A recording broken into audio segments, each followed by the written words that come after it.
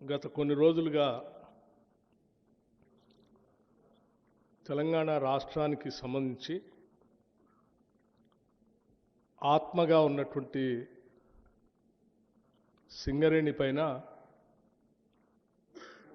కొన్ని కట్టుకథలు, కొన్ని రాతలు, కొన్ని లేఖలు, కొన్ని రివ్యూస్, అంతిమంగా ఈ సింగరేణిలో పనిచేస్తున్నటువంటి దాదాపు 42,000 మంది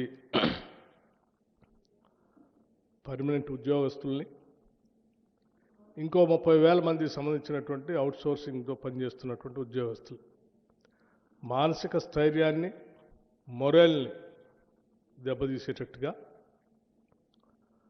దీనిపైన రకరకాల ప్రచారాలు, అపవాదులు ప్రచారం చేస్తూ ఉన్నారు.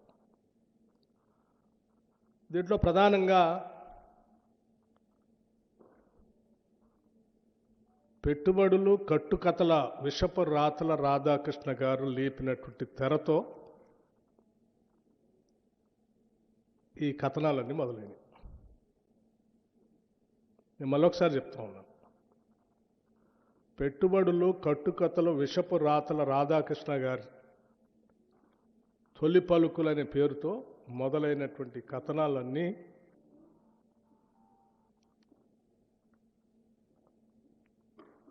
ఒక తప్పుడు ప్రచారం, రాష్ట్ర ప్రభుత్వం పైన కావాలని నిందలు మోపటం, ఊహాగానాలతో కూడినటువంటి కథనాలు రాయటం, ఆ కథనాల్ని అల్లిపుచ్చుకుంటూ రోజుకొక కథ వండి వార్చటం ఈరోజు జరుగుతాం.